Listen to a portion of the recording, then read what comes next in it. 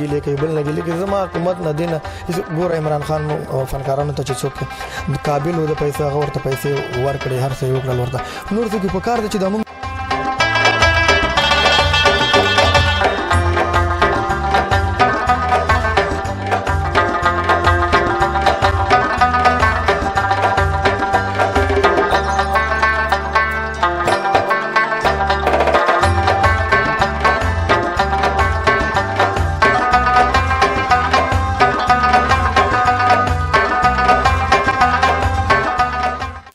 دوحه قطر کې موجود یو د خیبر پښتونخوا نه راغلي سنگران رحمان ګل صاحب هم موجود دی رحمان ګل صاحب تاسو ګورئ د اواز نه خوندونه اخلي خو نن موږ رحمان ګل نه انټرویو کوو چې د دوی اواز د انټرویو دوران څنګه رحمان ګل صاحب ستړي مه شئ په قطر کې خیر دی ډېر مننه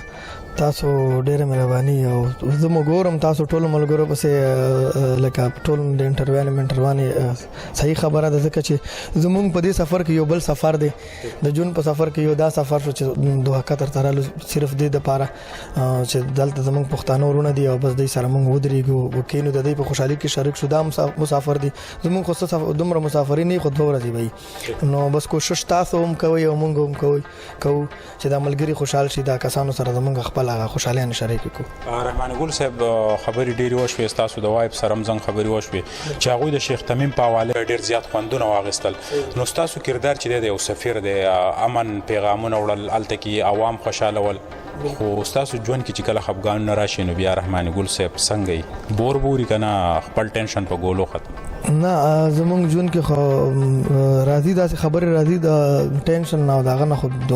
بچهان هغه هم چې شپې وده کېږي ګولیانې د خوب خوري خو بیا هم موږ سره یو داسې زمونږ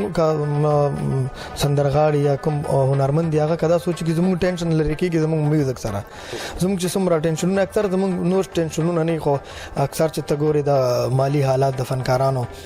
خراب شي لکه بل خواجه صاحب خبر وکړه چې هغې ته بیا کار نه ملاویږي چې اخري ټیم کې هغې ته کار نه ملاویږي ډېره ښه زما په سوچ کې هغه خبره اوسه پورې شته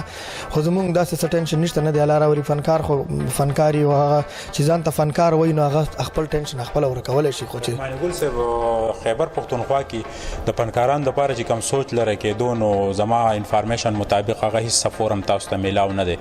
نو فنکاران دا وخت په خیبر پښتونخوا کې په ټینشن کې مبتلا دي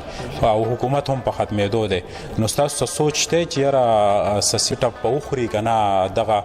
بهر ملکونو ته به ځي او هلته کې به د خپل فن مظاهره کوي او په ملک کې به حالات خرابي نو بس داسې دی چې چا هم زه خو دا وایم که نه زمونږ ټول ورونه دي ټول مو سینیر دي سینیر نه معافي و جونیر ته زما دا پیغام دی چې ګوره هر سړی د خپل ځان ته یو دومره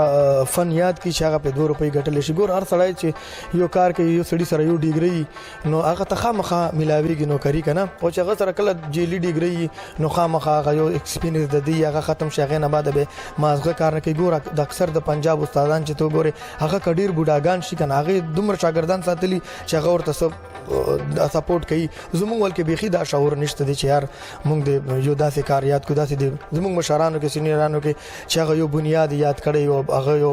خو اخلاقو سره خپلو سټوډنټانو سره ملاو شوی خپل سټوډنټانو ته یاد کړي نو به سټوډنټان خو دومره څه پاګلان خو زه به دا وایم اکثر ټول فنکاران حکومت نه ګیلې کوي او یو نه ګیلې کوي بل نه ګیلې کوي زما حکومت نه دی نه ګوره عمران خان فنکارانو ته چې څوک قابل و د پیسې هغه ورته پیسې ورکړي هر څه یې وکړل ورته نور څه کې په کار ده چې دا موږ دومره ډېرې پیسې ګټو موږ چېرته حکومت ته ورکړي دي په کار هم ده چې حکومت په ځای موږ خپل ځان ته انویسټ کوو چېرته چې زموږ اخري کې زندګي پر وغوي خو زموږ فنکاران دا سوچ کوي نو بس شپه تېروي او وروره جانه دی ما نور پکې خپل ته پوهې نو چې چا هم شپې تېرې کړي دي او ځان یې پېژندلی نه دی هغه به څوک کابل ته ځي او څوک به انګلینډ ته ځي او څوک به بحرین ته ځي چا ځانونه پېژندلي دي هغو ته خدای پاک دا دی نه هغلته وطن کې سبب جوړي نو زما فنکارانو ورونه دا درخواست چې یار هغه د یو ښه سوچ وساتي دی دا سوچ نه دی چې موږ ته به حکومت پیسې راکوي یا به موږ سره حکومت دا کوي یا دا موږ وایي هغه د خپل ځان ته خپل دومره څه جوړ کړي چې حکومت ته د هیچا ورته څه ضرورت نه وي جهان مننه رحمان ګل صاحب پیغامونه چې ول هغه ډېر ضروري ول د پښتني سیمې دپاره د وطن دپاره او د دوحه قطر دلته میشته پښتنو دپاره د هغه سینګران دي چې دوی په خپل ژوند کې تکلیفات خو ډېر لري خو چې کله په سټیج راشي نو بیا په لکاو خلک چې دی د هغوی د خوشحالۍ دپاره یو لومولی کردار ادا کوي د کیمرامین عزت حسین سره سهیل باچا دوحه قطر